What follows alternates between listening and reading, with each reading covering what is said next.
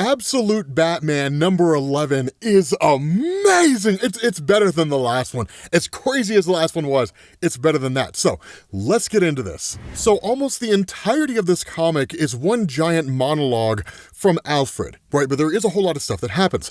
But the way this opens up is Alfred says, I should have warned you. I tried. I almost managed it. We were in the Batmobile crossing the bay to that terrible place, and I started to tell you about him. But when you turned to me, I just froze and wished you good luck instead.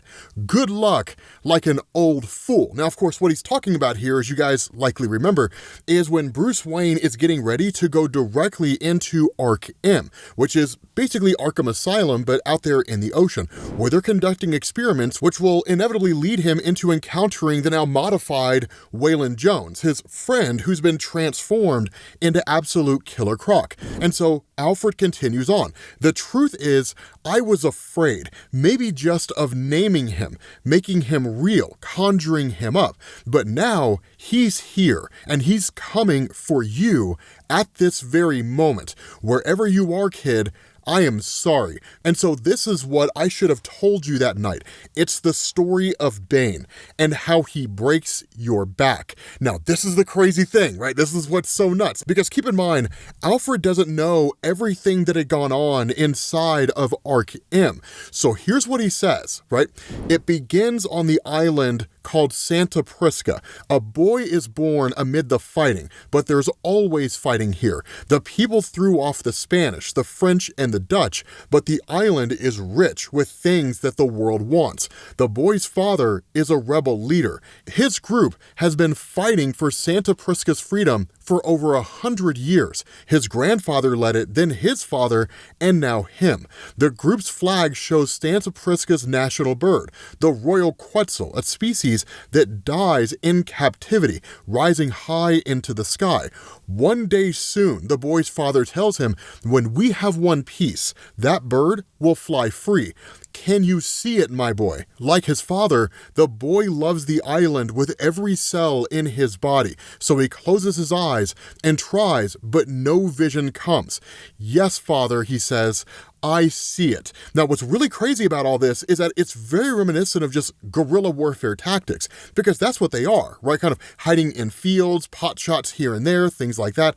But as they're making their way through here, there's a massive explosion that goes off, right? And so what it says is one night the boy eats jojoba seeds in hopes of seeing his father's vision. He stares at the flag, but instead of the quetzal, he sees a terrible bird, white and burning with a back like a skull, and he wakes screaming. Years pass, the boy trains, studies, and the group makes inroads under his planning.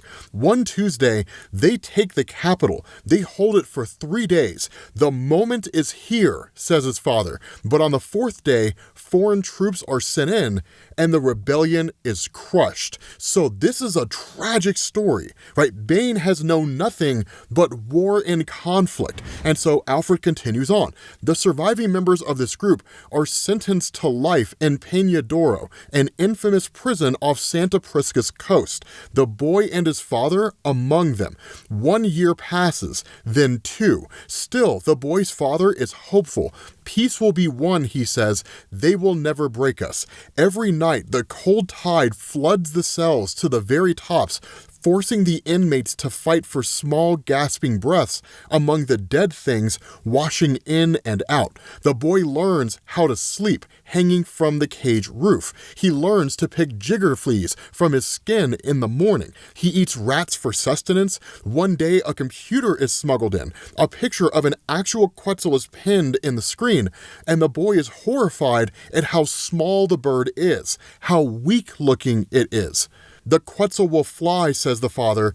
We will not break. Now, here's the thing about this, right? As this story continues on, I want you to keep that statement in mind, right? That Bane looks at this bird and realizes how small and weak it is, because I would argue that is the moment that changed everything.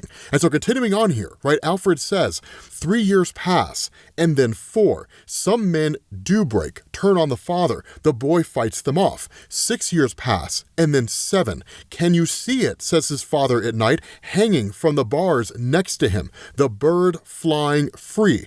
8 years pass. And then 9, the boy closes his eyes and remembers his own bird, the one made of white fire, the skull of its back.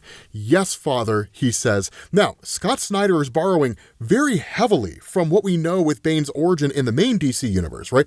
But instead of Bane seeing a bat and believing that Batman's defeat is his destiny, he's kind of forging his own symbol here. And so one of the things to keep in mind is that while Batman and Killer Croc are basically figuring out how to handle Bane, that Bane himself had actually left Arkham and traveled directly to Gotham City. And that's a crazy thing because he's a man on a mission, and all these things are going to come to a head. Now, to kind of sidetrack his origin, with him showing up in Gotham, it goes exactly the way that you think it would, right? That there's a curfew patrol car reporting in, that the streets are clear to Union, right? They're basically keeping the city under lockdown. But then these poor bastards run into Bane, right? And he literally grabs one of these guys with one hand. And I mean, just as a frame of reference, keep in mind how big Bane is.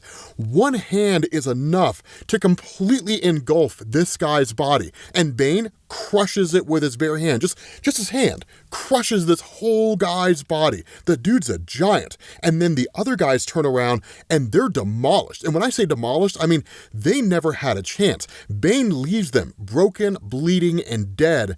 And then Alfred picks back up again. Do you get it yet, kid? Do you see what he is? I'll go faster because he's coming for you. Can you feel the ground shaking beneath his boots, the air bending around his teeth? He's almost there.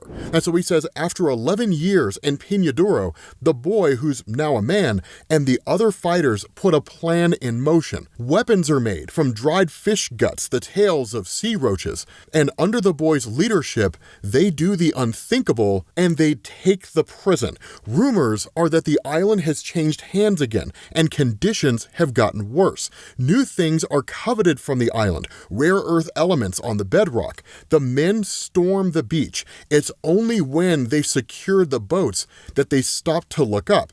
No one has seen the sky for over a decade. And so as they climb inside, the boy's father gives him something, a mask made of the flag itself.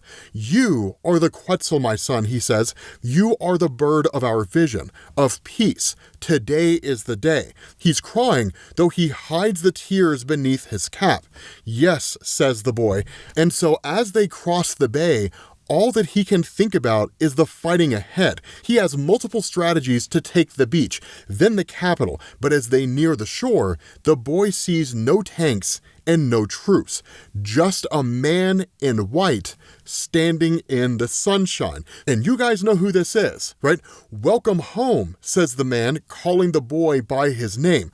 I have an offer for you. From across the beach, the boy's father watches as his son talks with this strange man. Maybe it's his grin or the way he jokes with the boy, but never laughs. The women with him too. The father could swear he sees things moving in their bellies. The father is just about to intervene when the boy abruptly ends the conversation. Whatever the man was offering, it is over. And with that, the man in white smiles, tips his hat, and leaves. So clearly, this is absolute Joker. Right now, this is not absolute Joker as we know him, who's this twisted, grotesque person, but Alfred's actually going to address that. Right, Alfred Pennyworth is going to talk about the nature of absolute Joker to a degree, but kind of focusing on this origin again, and this is why I say Bane's perception of that weak bird is so important, that Alfred says a powerful sense of relief washes over the father as the man's helicopter flies away,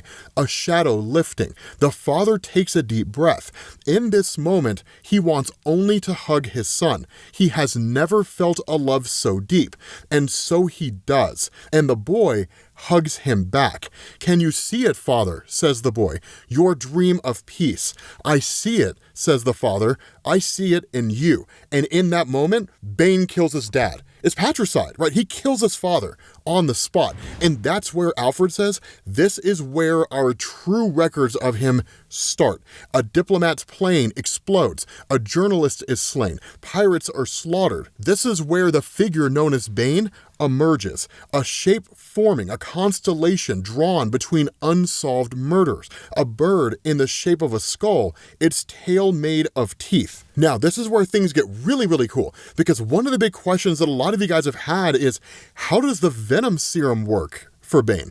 Well, we get this explanation, right? Alfred says, our intel suggests that the venom running through his veins is a mixture of acids, proteins, compound activators, and cytokines. It gives him total control over his own muscles, his very cells bent to his will. But even more astounding is the way it enhances his mind. Before, there was only so much he could learn, but now, suddenly, he can hold books, whole libraries in his head.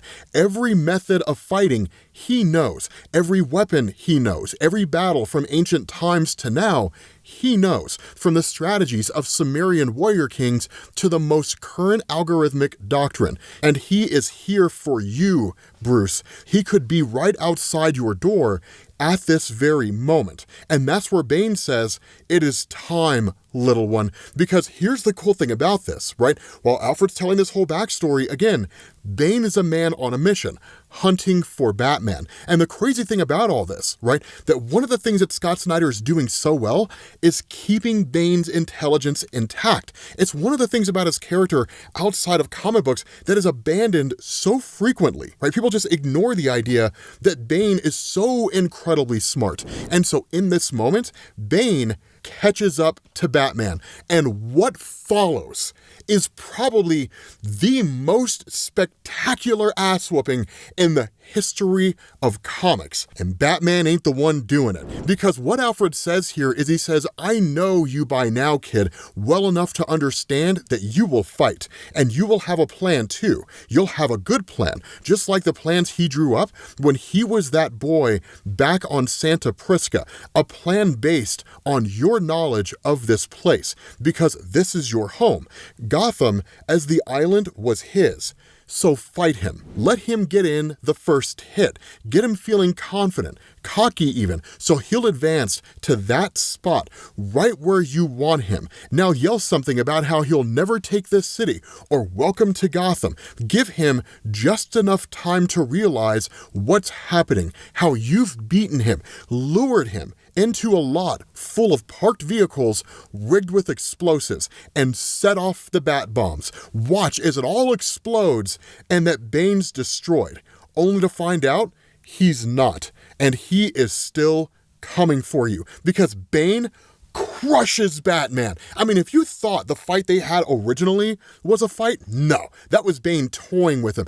This is Bane when he's incensed, and nothing Batman does can hurt this guy. And Alfred says that, right? He says, you cannot win, kid. And this is one of the hardest lines, the most perfect description of Bane I've ever heard, right?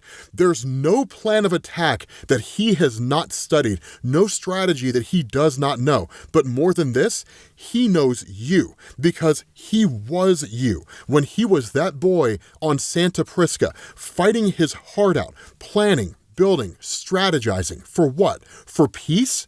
No.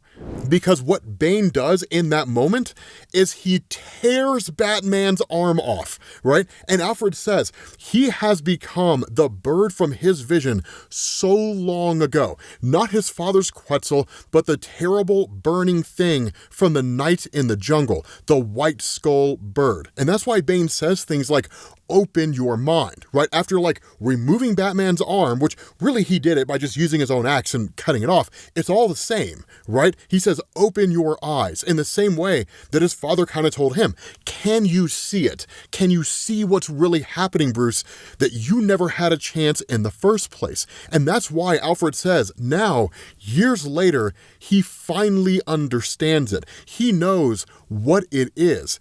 He knows what that bird is, the creature that appears in almost every culture across time, ancient Egypt, China, the Firebird. It is the great phoenix, the fire through which men are burned and reborn, the fire of war. Bane is its greatest disciple, a monument to it. For what is war if not our highest calling? When man climbed from the mud 500,000 years ago, pink and soft in a world of claws and teeth, he should have been killed instantly. But what saved him? His ability to fight, to conquer. Hell, all life is a war story. Right now, plants are strangling each other for sunlight.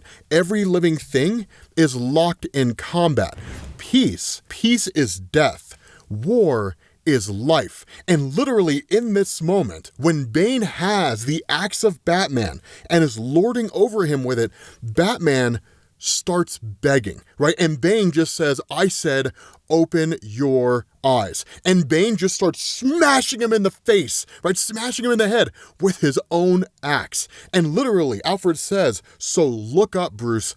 What do you see? Because it is not a bat, and it never was. And so after just this merciless beatdown and having cut off both of Bruce Wayne's arms, Bane grabs Batman and throws him onto a boat and takes him back to Ark M. And Alfred continues on. He says, sometimes I try to imagine what the man in white said to him on the beach that day, the man I've been chasing all these years, the man made of stories, the first one appearing so long ago about a child dressed as a clown in a Gotham alley, the man who never laughs, who haunts the world. They say he grows new teeth every day. They say he has another face. I can almost hear his pitch. Picture him standing before you in the sunshine, handsome as an angel, and his hand outstretched. You can keep fighting like this, he says.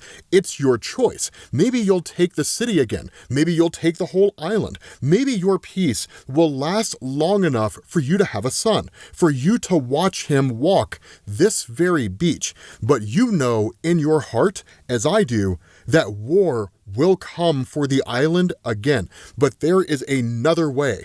Close your eyes and see it. Because in that moment, Batman is prepped for surgery. And so it continues on, this imagined conversation between Absolute Joker and Bane, the way that Alfred pictures it. Picture Santa Prisca thriving. Picture schools with computers and tablets. Picture roads, hospitals, jobs. I can make it so with one phone call. Can you see it though? Your home, peaceful and free. And the boy finally could. From what we know, most subjects die from the procedure that you are undergoing, Bruce. The operation kills them, or the venom itself, but you're tough, just like him. It's part of his job, bringing in subjects that they can make into warriors in his image, who work for the man in white and his allies. We know of one in Russia they call the KG Beast, another in the Middle East, and one I know too well, codenamed Deathstroke. None have been able to survive the full procedure as he did, but each was transformed into something new. You, though, he sees himself in you. He thinks that you could be the first one to do it, worthy of the mask, the bird with the skull across its back. They say the devil knocks 3 times, and this is your second chance, kid. Picture it, he says to you, Bruce. Picture Gotham thriving, an island gleaming and bright. Now and then, Bane returns to Santa Prisca to see his family. The island is prospering. He sees children walking to school without fear, sees men and women riding electric bikes to work, students sitting in a cafe, laughing. An old couple walks holding hands. They smile at him when he passes. He has a wife and children. They run to him when he comes home because they know even if they do not understand what he is or what he does, they know he has made this place thrive. This is the story that I should have told you, kid, because it's the story they want for you. It's what he's offering to become the hero Gotham needs. And Batman, with all these modifications, looks insane. Here's the kicker behind it all. none of this happened because Alfred is imagining it all. This is what he pictures happening when Batman tries to confront Bane, because he says, for it to work, you have to break, kid, or rather to choose to break like he did. You have to break your own back and offering it up. But you won't though, will you? You're still out there somewhere, unbroken, safe, for now. I know it, and he knows it too. That's why he did not go to your door when he came to the city of Gotham looking for you. Instead, he went to theirs because he knows the real way to break you is by breaking your friends. With that being said, guys, we're going to bring this to an end. I told you, it's phenomenal. It is the most amazingly written Bane story I have ever read. Clayman's art is fantastic, right? Nick Dragotta, he kind of took a break for a little while. Clayman's art is incredible. I love this. Let me know what you guys think down in the comments section. Thank you all for watching, and I will catch you all later. Peace.